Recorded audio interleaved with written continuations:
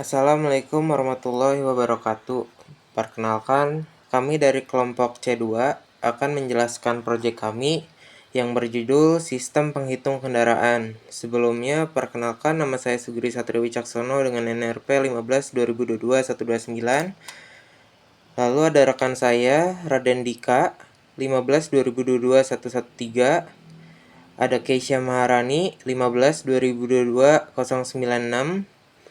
Ada Restu Zulkifli 15/2022-164.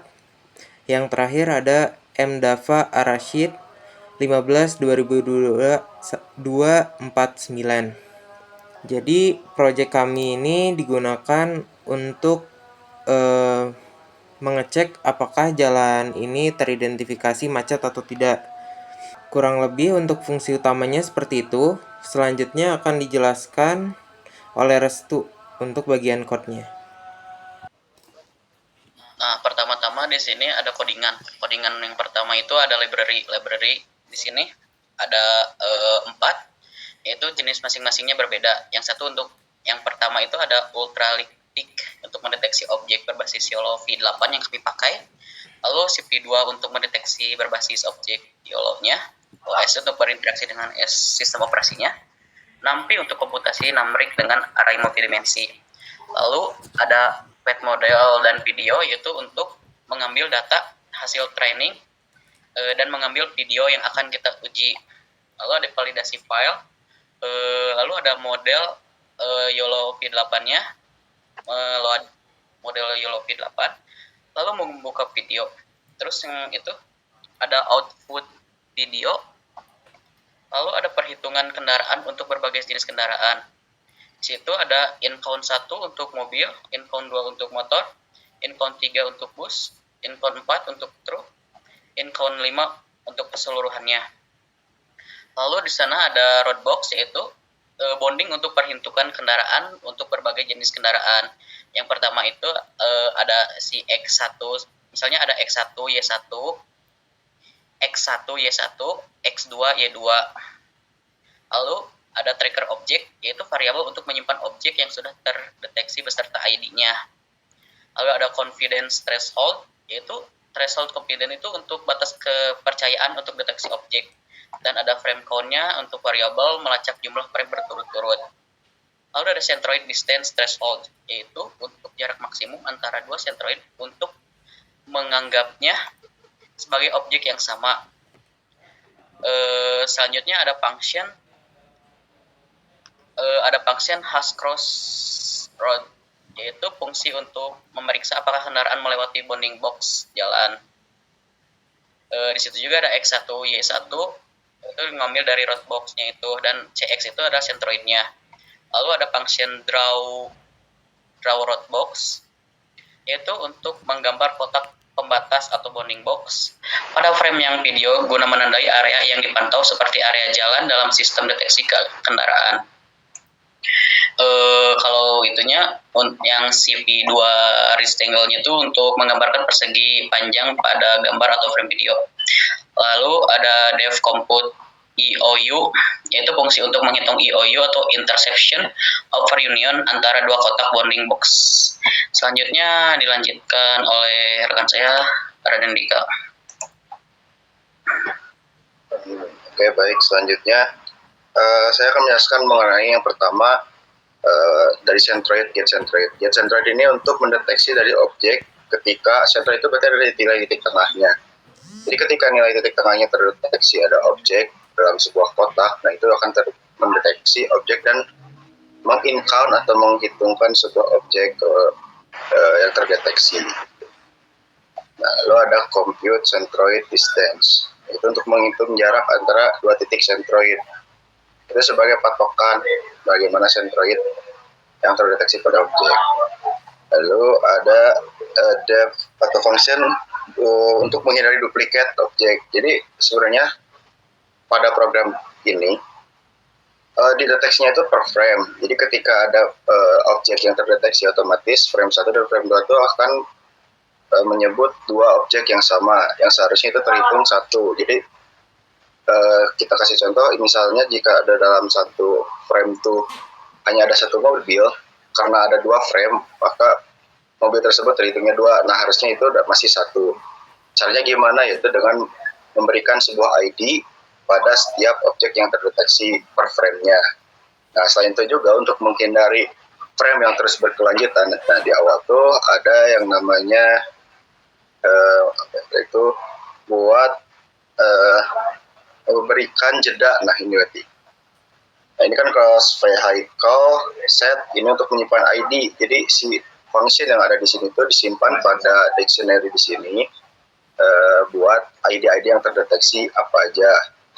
Nah, setelah itu ini dilanjutin success frame. Jadi frame-frame mana aja yang dapat terbaca dan bisa mendeteksi objek. Lalu draw route box tuh fungsinya untuk kalau misal dalam figur tuh semua objek terlihat itu dalam satu video. Nah, untuk menghindari kesalahan dalam mengidentifikasi objek dibuat sebuah kotak merah tadi yang ada pada function draw route box untuk mendeteksi si objek. Jadi si objek itu bisa terdeteksi ketika setelah melewati kotak merah tersebut. Jadi kotak merah dibentuk berdasarkan ukuran tertentu. Jadi setiap video berbeda-beda. Makanya jika kita balik lagi ke sini, roadbox itu ada 3 jenisnya. Ada roadbox dengan ukuran 200, 100, 800, 300.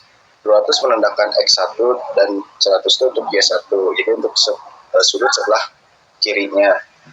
Lalu untuk 800 dan 300 atau X2 dan Y2 itu untuk sudut sebelah kanan. Nah, ini dibuatnya masing-masing video beda karena ukuran dari masing-masing video pun berbeda. Jadi untuk mengkonfigurasinya misal diimplementasikan pada CCTV, maka di settingnya tuh kita sesuaikan dengan output yang nanti dikeluarkan berdasarkan CCTV. Oke, selanjutnya nah ini untuk iterasi selama ngecek di video tuh mana aja objek yang terdeteksi. Nah, kita gunain fungsi-fungsi sebelumnya seperti hash crossroad itu tuh untuk mendeteksi apakah objek sudah terdeteksi sebelumnya atau udah atau belum gitu. Terus kita ganti kita tambahkan kondisi atau aturan. Jadi ketika objeknya ditemukan 2 kali, maka itu si objek tersebut tidak dapat ditambah gitu. Jadi nggak akan diperbarui datanya. Tapi jika ID tersebut tidak terdeteksi ada pada dictionary yang telah dibuat sebelumnya, nah berarti itu ditambahin agar si ID tersebut ditambahkan ke in-count yang tadi disebutkan di awal. Nah, yang ini.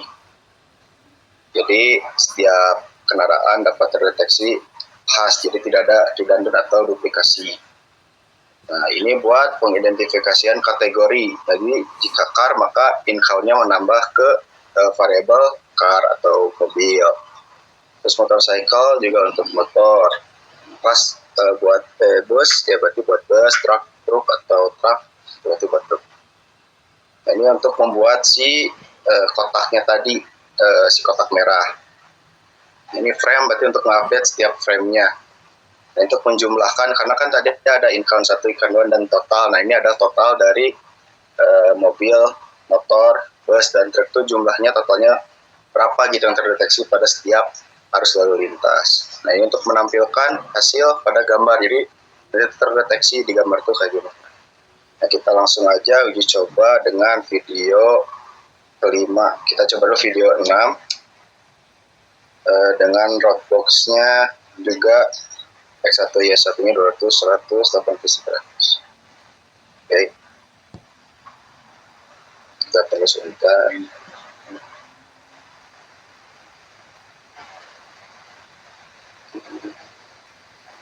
Oke.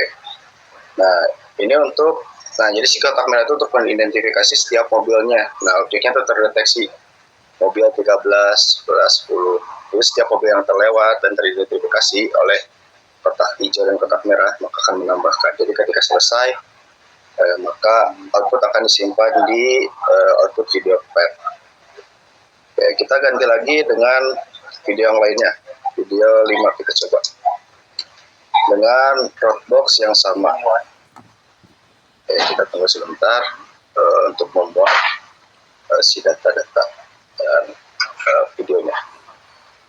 Oke, nah kita lihat ini teridentifikasi mobil sesuai dengan objek yang melewati kotak merah.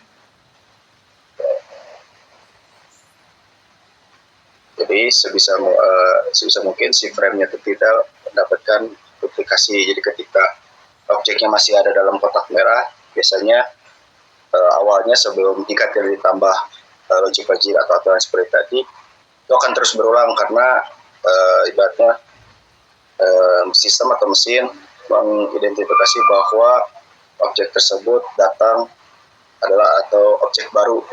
Setiap kedipan adalah objek baru. Jadi dibuat logiknya agar berbeda, nah, seperti ini. Jadi setiap objek yang baru masuk dan terdeteksi dengan objek apa, maka sesuai dengan aturannya. Jadi tidak ibaratnya sesuai dengan yang terhitung pada video atau yang terekam. Kita coba video 4 dengan roadbox, kita ganti yang kedua.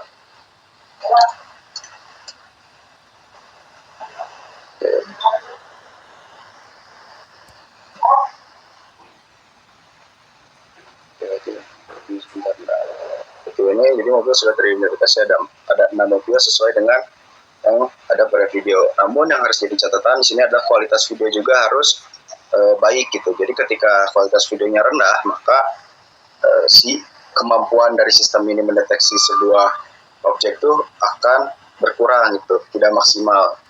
Jadi untuk memaksimalkan dari mesin atau si sistem ini, maka harus ditentukan video yang HD lah. Oke, kita coba yang terakhir buat roadbox itu video 3.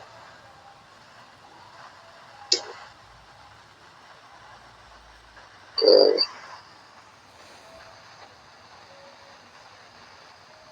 Nah,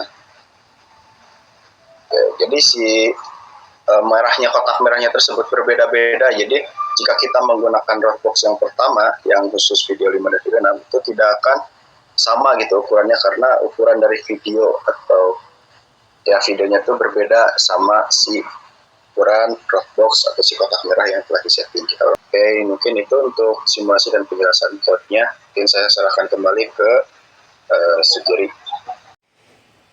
Baik, kurang lebih untuk presentasi kali ini sekian. Untuk kesimpulan proyek yang telah kami buat, program yang dikembangkan oleh kelompok kami berhasil berfungsi dengan tingkat akurasi 73%. Dengan 8 dari 11 pengujian menghasilkan keluaran yang benar. Dan waktu rata-rata untuk menyelesaikan tugas pemrosesan ini kurang lebih rentang waktunya 3-5 detik per prosesnya. Meskipun waktu respon program cukup cepat dan sesuai ekspektasi, tingkat akurasi masih perlu ditingkatkan untuk mencapai performa yang lebih optimal. Kami ucapkan terima kasih, mohon maaf jika ada kekurangan. Assalamualaikum warahmatullahi wabarakatuh.